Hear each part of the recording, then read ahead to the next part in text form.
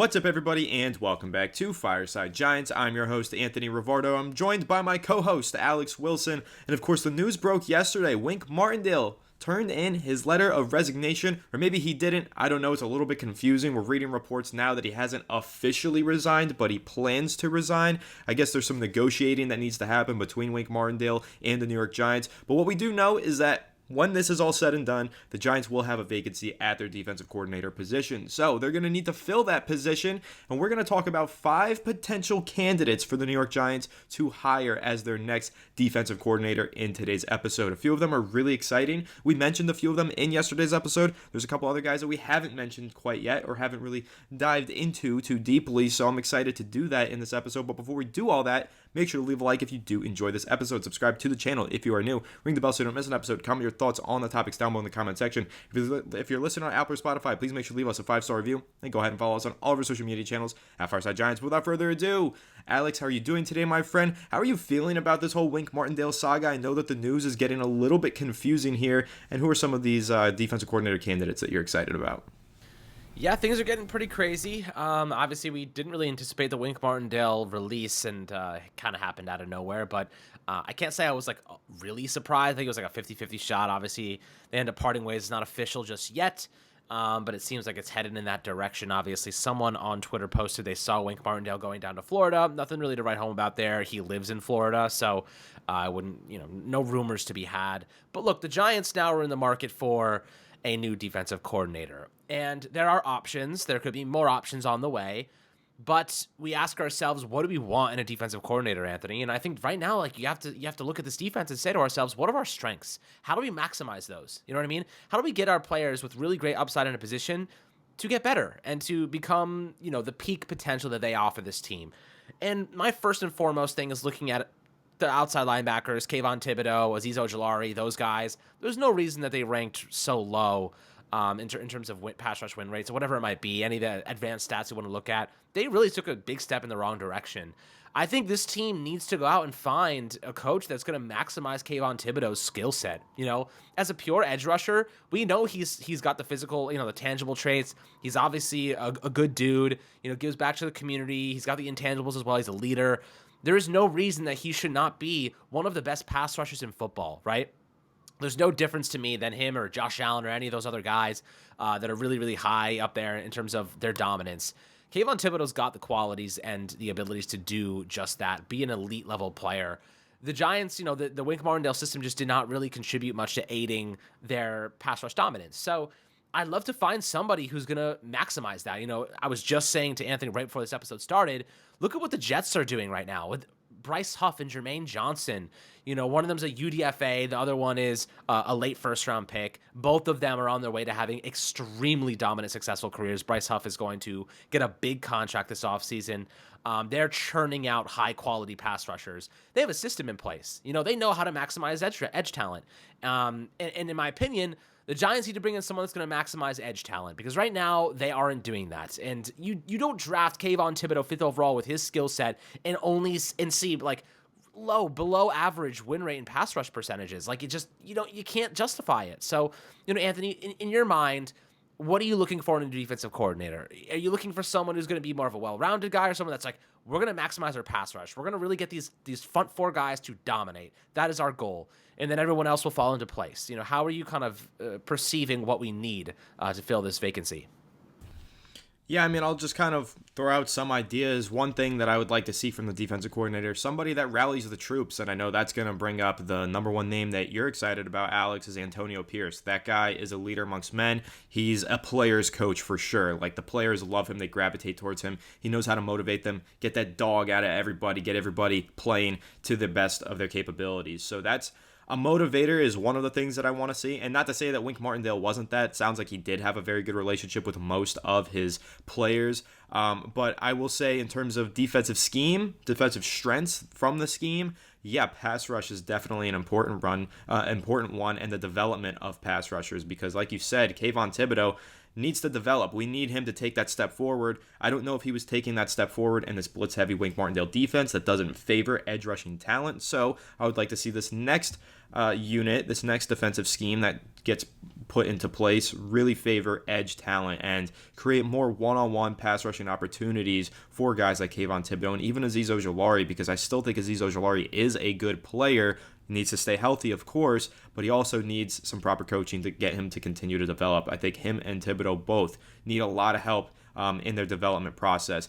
And then outside of that, if we want to talk about the coverage, I would like to see a press defense. And I don't think it needs to be press man. I wouldn't mind the press zone, because I watched a lot of Deonte Banks film when he was at Maryland before the New York Giants drafted him. If you guys were part of listening to the channel, watching the channel back before the draft, I was really high on Deonte Banks. He was the number one prospect I wanted the Giants to draft. They landed him, but one of the things that I kept saying about him pre-draft is that he's a great press coverage, and he wasn't just a press man coverage cornerback. He was great in press zone. They played a lot of cover 3 at Maryland when Deonte Banks was there, single high cover 3, and that's what I would like to see the Giants run. I think that matches the strengths of Xavier McKinney if they choose to keep him as your center fielding single high safety. He's got the speed to get to each sideline, and he's got great coverage skills, and he reads the quarterbacks very well. So the way that I would build this scheme out, in my opinion, is you have your guys on their islands in that cover 3 zone press defense. Deonte Banks on one side, figure out whoever is playing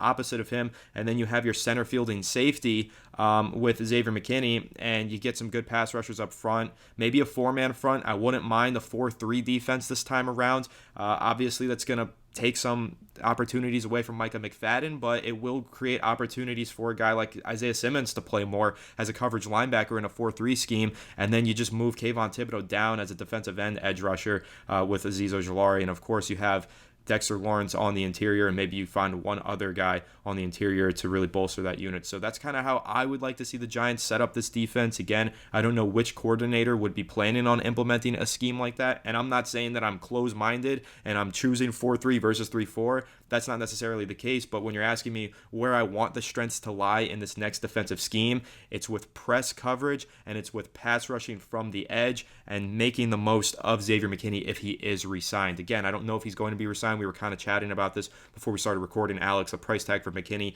could honestly be around $16 million, which is pretty steep.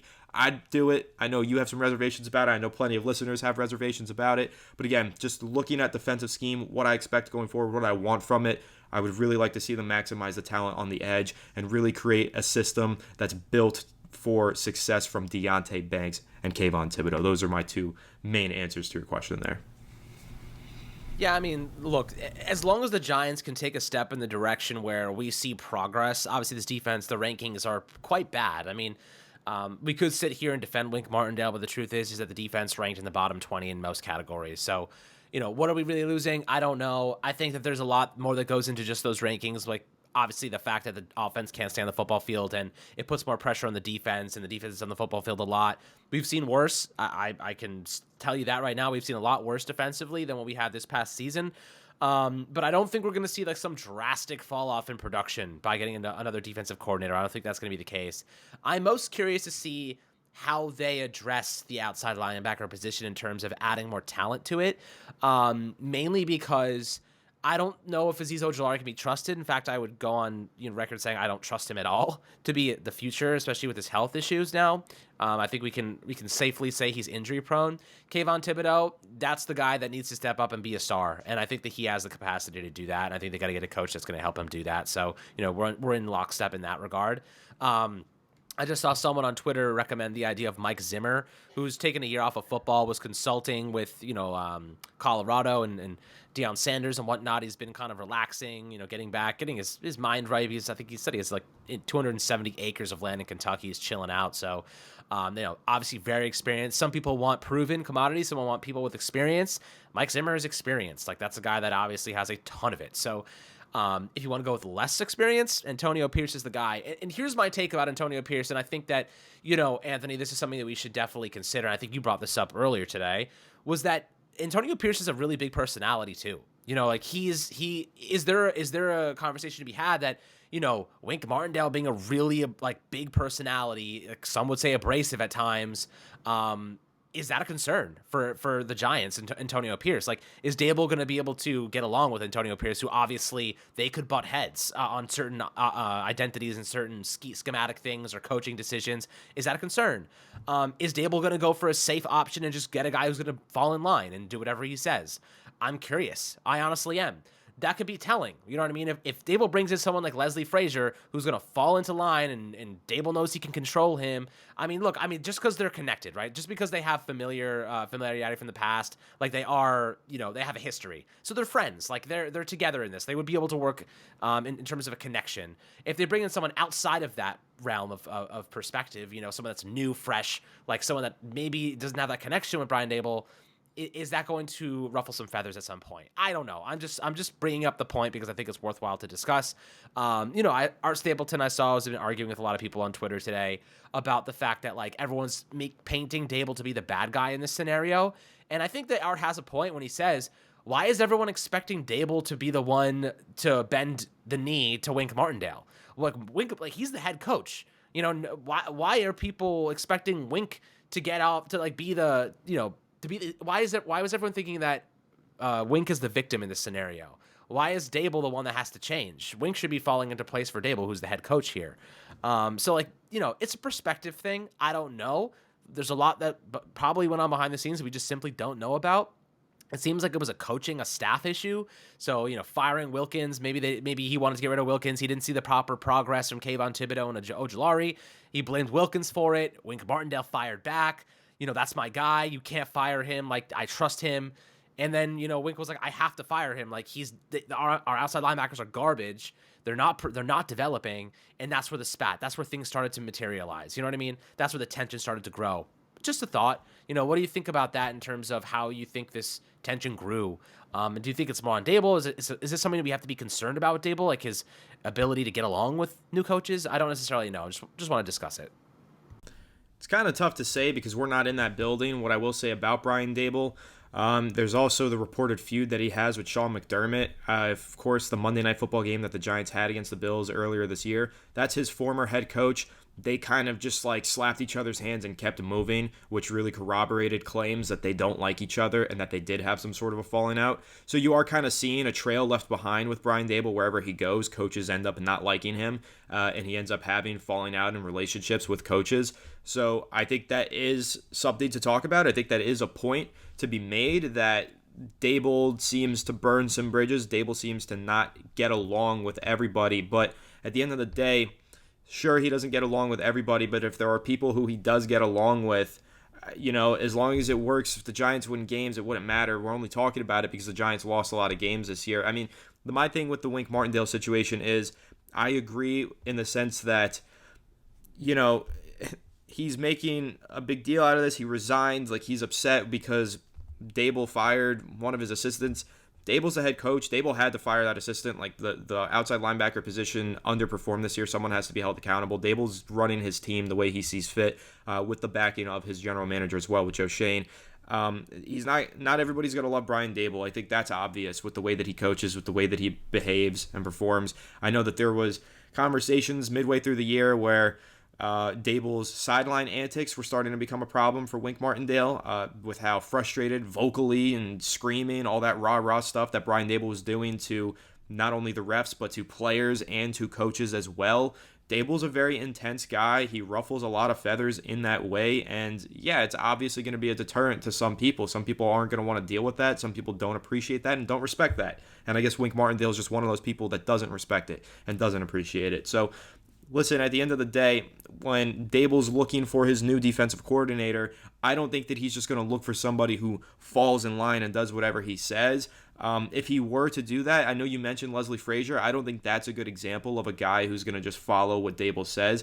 He and Daboll do have a relationship because they were both on the Buffalo Bills staff at one point. But at that point, Leslie Frazier was above Brian Daboll in the pecking order. He was the assistant head coach at the time, so I don't think there would ever be a scenario where Leslie Frazier is going to just, be bitched out by Brian Daboll, essentially. So I don't think that he's just going to be a yes man to Daboll. I think that it's Leslie Frazier. He's one of the most well-respected coaches in the NFL. Like, if he gets hired by the New York Giants, he's going to have control over his defense. He's going to have complete autonomy, and he's going to have the respect required by Brian Daboll in order to keep him happy, because that's the way things need to be done. So if Brian Daboll is going to find the yes man, if he's going to get somebody who does fall in line, it is going to be one of these assistants in-house, I think. And I've been advocating for Andre Patterson and Jerome Henderson. I think they deserve a strong look for the defensive coordinator job. I think that they could both do it. You could have co-defensive coordinators. Both of them have been co-defensive coordinators in the past. I don't know if you know that, Alex. Jerome Henderson was the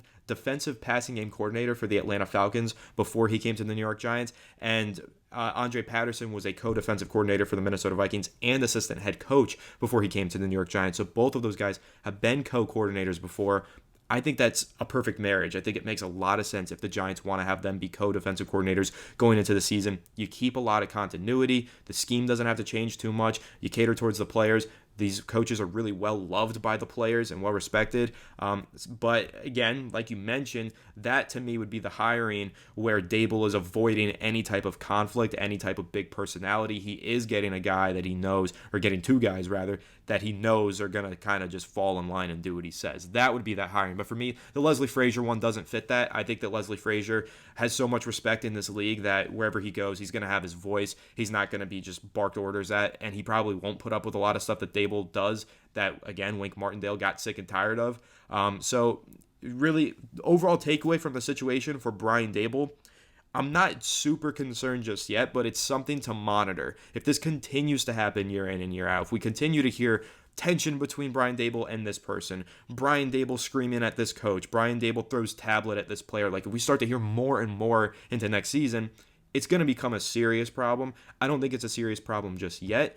I think that Brian Daboll is a big personality, and he's abrasive, and I think that Wink Martindale is a big personality, and he's abrasive. And sometimes when you get two people like that in the same room, day in and day out, they butt heads, and ultimately it can create a strain in the relationship that causes the relationship to part ways. It happens, but that doesn't mean it's going to continue to happen. Maybe Brian Daboll just gets a more relaxed coach, somebody with a more calm demeanor, like a Leslie Frazier. Now, there are other candidates that we're going to talk about, and you mentioned Antonio Pierce and how I texted you earlier and I said he has an abrasive personality. Maybe his personality is too big for Brian Daboll. I think that there's an argument to be made about that. Another candidate that I know the Giants are probably going to consider, Matt Patricia, plucking him from the Philadelphia Eagles, also an abrasive big personality. I don't know if he would fit in well with Brian Daboll, but they do have a connection from their time in New England, so he could also be a strong option for the New York Giants. He also does run a really good defense. I know Patricia's time in Detroit as the head coach was pretty ugly, and then his time on the offensive side of the ball for New England last year was also ugly,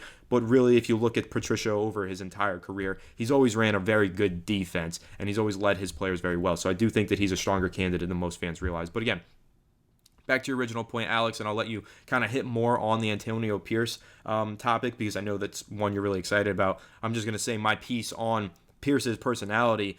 He's loved by his players, which is a huge pro. He knows how to motivate his players and could definitely get the best out of them, keep them in tune and keep them happy and well motivated. Like Kayvon Thibodeau, I think, would do well under Antonio Pierce. But the other side of the coin is Antonio Pierce is super popular right now. Like everybody loves him. Giants fans love him. Raiders fans love him. Eagles fans love him. Cowboys fans. Everybody loves Antonio Pierce. He would be stepping in as probably the more popular coach here than even Brian Daboll. And Brian Daboll is very popular, but Antonio Pierce, from his time as a player, from right now in the last 8 weeks when he's been the head coach, he's very popular. And yeah, I do think that all the attention that would draw hiring Antonio Pierce and his personality type, maybe it could cause some problems in the locker room behind the scenes with Brian Daboll. But my biggest deterrent to hiring Antonio Pierce, I think that Brian Daboll could figure it out, get along with him, and they could have a happy marriage. My deterrent is his lack of experience. He's never schemed together a defense. He's never been a coordinator.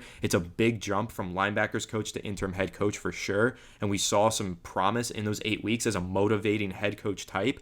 But that doesn't mean that he's going to be able to build a defensive scheme, build an entire unit, match players into different scheme fit and roles in a team. I don't know if Antonio Pierce is experienced enough to handle an entire defensive coordinator position. So that's kind of where I'm at. I just think a lack of experience might be the deterrent for me. But Alex, I know that you're really high on Antonio Pierce, so I'm curious to know your thoughts on how his personality would mesh with Daboll. Again, I think it might be abrasive, but really I want to hear your take on the lack of experience and whether or not you think that's a deterrent for you as well. I mean, look, the truth is that we see guys with a lot of experience fail. And a lack of experience, like look at Ben Johnson, like, first, second year OC for the Lions, and their offense is one of the best in football. You know what I mean? Don't see anyone talking about lack of experience there. Or Kellen Moore when his first season with the Dallas Cowboys. You know what I mean? Like, I think that Antonio Pierce, this is the way I perceive him right now. I perceive him as someone who intangibly can get the most out of a player, right? He can get Kayvon Thibodeau to wake up every single Sunday and want to absolutely dominate. You know what I mean? He will get him to perform at the highest of his level. At the same time, think about where Antonio Pierce comes from. Think about what type of defense he played in. He won a Super Bowl with the Giants. You guys remember these defenses. What were those defenses so good at? Procuring pass rushers off the edge. You look at Michael Strahan, you look at O.C. Umenyiora, you look at Justin Tuck, you look at Jason Pierre-Paul. I don't know if JPP was there when he was there. I don't think so. But, you remember those bigger guys, some of the best in football. And you want to know who Kayvon Thibodeau's mentor is? Michael Strahan. You know what I mean? So Antonio Pierce comes from a defense that, by the way, had unbelievable run-stopping linebackers in himself, Pro Bowler. And the Giants have one now in Bobby Okereke. Imagine what he could do for Bobby Okereke. I mean, Bobby Okereke is already like an all-pro level player right now. I think he might even be able to unlock another level of Bobby Okereke. You know what I mean? Like, we're talking about just the relationship right now. Okereke didn't miss a snap this past season. The guy is a monster. We love him. I mean, we interviewed him. The guy, he's just a phenomenal dude. But Kayvon Thibodeau, think about those old defenses, what they were so good at, rushing 1v1 off the edge. No crazy blitz schemes, no crazy blitz packages. I think you need to have them, obviously, as part of your defense, but you need your edge rushers to win 1v1 matchups, and the Giants simply do not win 1v1 matchups. They beat backup tackle. They need to beat the best left tackles. That's how you win playoff games, man. You got to beat Teron Armstead. You got to beat La'el Collins. You got to beat some freaking amazing players. La'el Collins. But, you know what I mean? You actually have to look at how this defense needs to be formulated, and they need their stars, their primary edge rushers to win those battles, their linebackers to step up. Micah McFadden, honestly, I think Antonio Pierce can make Micah McFadden a really great player. McFadden's taken some steps forward, but, he kind of started to dwindle a little bit at the end of the season. Was a little inconsistent. They were starting to give Isaiah Simmons more snaps, I think, because of the injury and whatnot. But, I think that Micah McFadden can hit that another level. And then in the secondary, you got Jerome Henderson, who's been doing a tremendous job developing young cornerbacks. Like, Banks is going to be a CB1. We need another cornerback.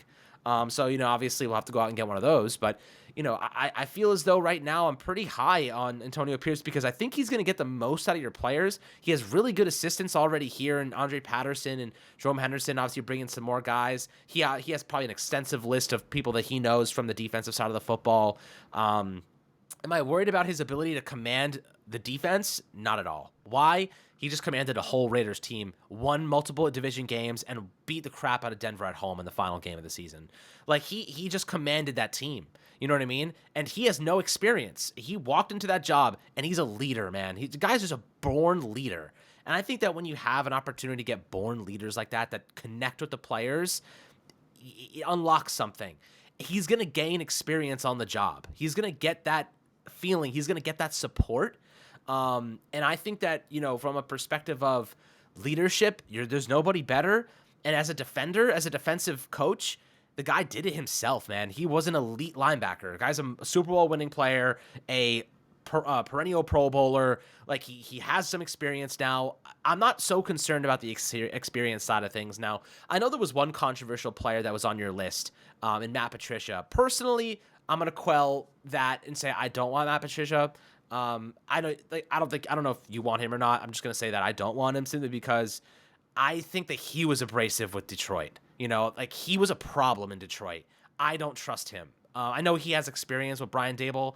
I don't trust him, Matt Patricia. And I also just don't think he's coming from a defense that's very good. The Eagles' defense was terrible this season. Maybe he's obviously not to be blamed for that because they had a lot of other coaching issues and a lot of injuries and effort issues, but I think there's better candidates, to be said. I think there's better candidates than Matt Patricia at this point in time. I'll let you get your take on it because I know you listed him.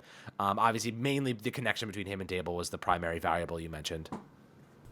Yeah, I mean, I just mentioned Matt Patricia a second ago, and like I said, it was ugly scene in Detroit when he was head coach, and it was ugly last year when he was handling the offense for New England. But if you look at his entire career, he's always coached a good defense, and he's always been able to extract talent from his defensive players. He schemes well. His edge rushers also do play well. If you think about Trey Flowers in the career year that he had many years ago with New England before signing with Detroit to reunite with Matt Patricia, there are talents that come out of Matt Patricia-led defenses, and I wouldn't hold him accountable for what went down in Philadelphia this year. Sean Desai, their defensive coordinator, really struggled, had his play calling duties stripped. They were handing it over to Matt Patricia. Really, overall, that defense, I said this, if anybody really remembers way, way back on the channel, I said that I don't think the Philadelphia Eagles' defense is going to be anywhere close to what it was last season, this year, because go look at what happened to them in free agency. They lost a lot of key players through free agency, and I thought that was really going to come back to bite them, and it did. And so I don't blame Matt Patricia for that. He's senior defensive assistant. I think I still think that he's a good candidate for a defensive coordinator job, but like I said earlier, his abrasive personality, his demeanor, probably doesn't gel well with Brian Daboll, although Brian Daboll and him do know each other from New England, so maybe it's a different kind of situation than what we realize. Maybe they do know each other and have a good friendship. I'm not so sure, but I don't like the Matt Patricia idea. I don't love it, at least. I don't absolutely hate it, though. I know it's a controversial one. I feel like a lot of fans are either going to be I know most fans are just going to hate that idea. I don't necessarily hate it. I could see it working out. It just wouldn't be the hiring that I would make. It wouldn't be the exciting one for me. For me, number one on my list, I have a 1A and I have a 1B.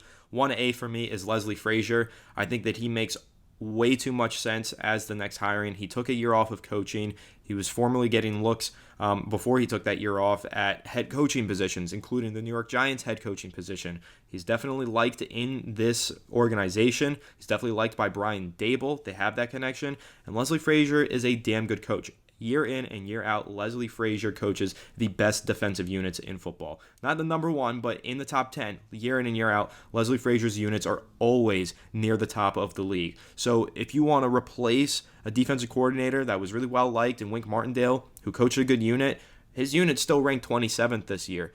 I have a feeling that Leslie Frazier at least bumps them up into the top 15. I think that he is that good of a coach, and he does have that head coaching experience. He's got a calm demeanor. He's well experienced. He's really the perfect fit for this job. He's got too much experience. He's overqualified for this position, which again, to me, makes him the perfect hiring in this role. I mean, we've talked before, Alex, about maybe taking some pressure off of Brian Daboll's shoulders by getting a defensive coordinator who can assist him and be an assistant head coach maybe and take on a larger role.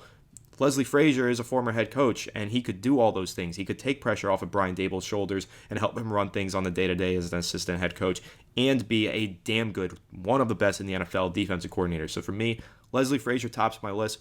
My 1B would probably be, I don't know. I mean, I like Antonio Pierce too, but outside of Antonio Pierce, my other options would also be the co-defensive coordinator idea that I just mentioned to you, Alex. I think that Andre Patterson as the run defense coordinator and Jerome Henderson as a pass defense coordinator, that's really, really an idea that I gravitate towards because of the continuity aspect. There's guys on this team like Dexter Lawrence. I want him to have continuity. Micah McFadden, I don't think that he was done growing in that Wink Martindale system.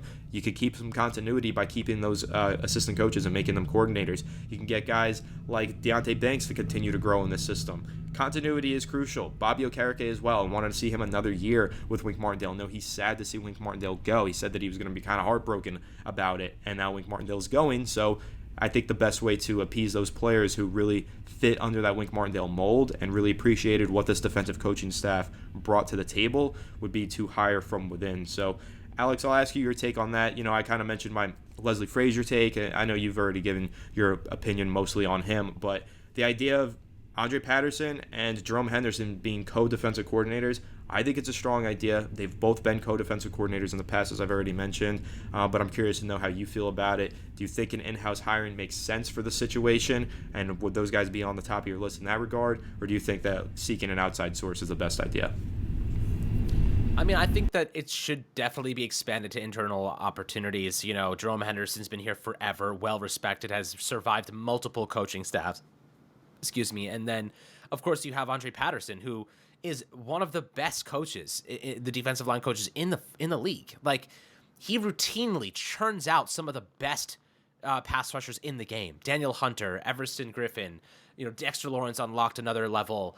You're seeing this guy, everything he touches turns to gold, right? Look how much value we got from Ashawn Robinson this year. Akeem Newz-Roche. DJ Davidson was doing excellent before his injury. Jordan Riley was a 7th-round pick, and we were like, hold on, like, this guy's pretty decent. Like, everything this guy touches on the defensive line turns to gold. And that's exciting because, like, you kind of want those guys in more prominent positions. So, in my opinion, if he wants that job, like, we don't even know if Andre Patterson wants to be a defensive coordinator. He may love being a defensive line coach, and, like, that's his dream job. That's where he wants to stay. But if I'm the Giants, I'm looking at him saying, man, this guy, like, everything that we give him, he turns into something really special. Let's give him more opportunity to do that with more players and more talent. Dexter Lawrence has gone on the record saying that that's his guy. Like, he has unlocked things in his game that he didn't even know to look for. You know what I mean? Like, the guy just knows just so much. And he's seen and turned some really average players into really good players. I'd love for him to get his paws on guys like Kayvon Thibodeau, like maybe expand his role. Maybe he's not just a defensive line coach. Maybe he's the outside linebacker and defensive line coach. You know what I mean? Like, maybe give him more responsibility in that regard. I don't know exactly how that would work. Maybe you kind of need those multiple assistants to handle those things. But I think that maybe giving him more responsibility would be something that I'd be very much interested in doing. Does that mean him becoming the defensive coordinator? Maybe not. He doesn't have any experience calling plays. Doesn't have any experience doing something like that. But there's a first time for everything, right? There's a first time for him to be. He's obviously been around all of it. He's been around Wink, been around many guys like this. Obviously with the Vikings as well. So yeah, I definitely consider it.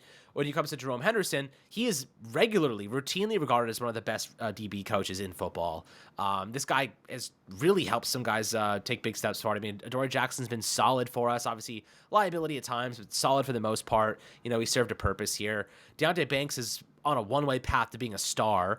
Even Trey Hawkins has shown some flashes. Cordell Flott's taken some steps forward. I think there's more of a chance of Andre Patterson becoming a head coach, or rather a DC, than Jerome Henderson personally, just based on the production that those guys have gotten out of their respective groups. But yeah, like, I don't see why you don't consider internal opportunities, internal positional, coaches to get that promotion, since, everyone should be on the table right now. This is going to be a little bit of a process, I think, because there is time. The coaching situation is still unfolding across the league. The Giants may want to see what the Raiders do with Antonio Pierce, if they want to try to go get Jim Harbaugh. Like, there's a lot that's about to happen. Obviously, the Giants would like to get their DC, and, like, that's the thing, Anthony. You got to get your DC in place before the draft, like, well before the draft, because if your system changes and your personnel changes, you need to start allocating draft picks towards that. You know what I mean? Probably not a first-round pick, but you're probably looking like in the second round, the Giants should be drafting a pass rusher. Are they going for a DE? Are they going for an interior guy? Are they going for an outside linebacker? Do they need another free safety? Like, they need to start thinking about what the future of this schematics look like here. So within the next month, I expect the Giants to have a new defensive coordinator. You know what I mean? Like, what do you think about that in terms of the timing of this? Like, I think they got to get this figured out ASAP because, draft evaluations are going to start. You got the Senior Bowl coming up. There's going to be a lot of things that happen. I'd say within the 2 or 3 weeks following the Super Bowl, we need to have a guy in place. They'll have someone in place before then, in my opinion. It'll definitely be before the month of January ends. I mean, this stuff moves quick. Like, coordinators get hired fast. The interview process happens pretty quickly. The main barrier right now for the New York Giants is figuring out what the hell is going on with Wink Martindale, because, yeah, he's resigning, but he hasn't officially resigned. He just fled to Florida.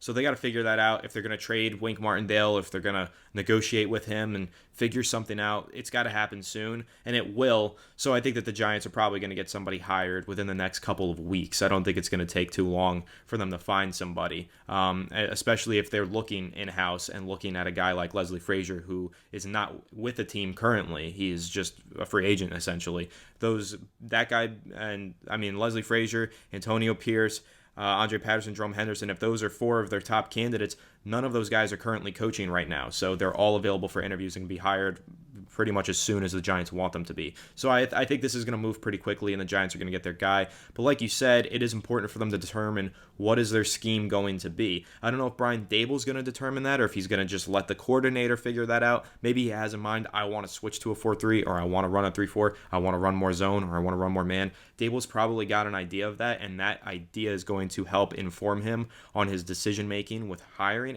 a defensive coordinator. So the scheme is super important. Like I said, if it were up to me, the Giants are going to start running a lot more zone, cover 3 scheme with 4-3 front, and maximizing those pass rushers by putting Kayvon Thibodeau's hand in the dirt and letting him run after the quarterback every play.